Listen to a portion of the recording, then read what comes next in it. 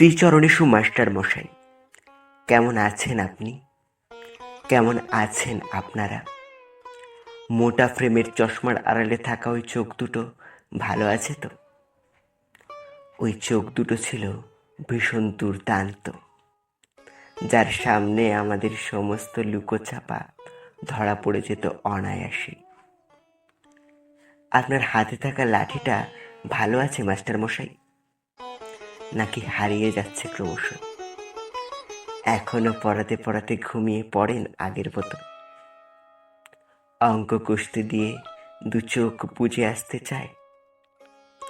কত হেসেছি, কত টিপ্পনি কেটেছি আড়ালে, কিন্তু কখনো বুঝতে চাইনি মাস্টার মশাইরাও তো মানুষ। সকালে প্রেয়ারের লাইনে শুরু হতো আপনাদের কথা। লাইন করে দাঁড়াও, লাইনে দাঁড়িয়ে কোনো কথা বলবে না, হাতের নখ কাটুনি কেন, পায়ের জুতো নোংরা কেন, পরিষ্কার ড্রেস পরে আসবে। তারপর বাংলা, ইতিহাস, অঙ্ক, ভূগোল, পড়া পড়া আর পড়া। পড়াতে পড়াতে কখনো কেশে নিচ্ছেন, কখনো বা ভাবছেন চুপ করে থাকা, লুকিয়ে থাকা কিংবা পিছিয়ে পড়া ছাত্রগুলোর কথা। সস্নেহে পিঠে রাখছেন হাত। পড়াশোনার মতো বন্ধু হয় না রে, এ বন্ধু ছেড়ে যায় না কখনো। যেবার ধর্ম ধর্ম বলে বন্ধ হবে দোকান, রাস্তায় নামলো পুলিশ, তখন আপনি বলেছিলেন, ওরে বেটা, আগে মানুষ হয়ে দেখা।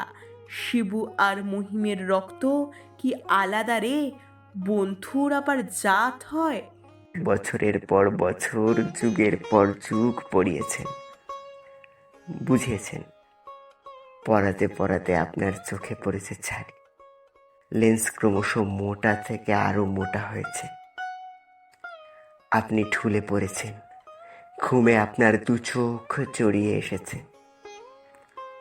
আমরা হেসেছি, বিদ্রুপ করেছি আপনার ধুতি নিয়ে। আমরা সবাই বড় হয়ে গেলাম। আপনার লাঠিতে ঝোলানো হলো নিষেধ, আপনার বকুনি থেমে গেল পরোয়ানার কাছে। আপনার স্নেহকে বদলে আমরা তার নাম দিলাম কর্তব্য। তবুও যখন পেছন ফিরে তাকাই, দেখি আমার ধুতি আর সুতির পাঞ্জাবি পরা মাস্টার মশাইকে। আপনি আবার হাতে লাঠি তুলে নিন মাস্টার মশাই। আমাদের পরবর্তী প্রজন্মকে সবার প্রথমে যে মানুষ বানাতে হবে,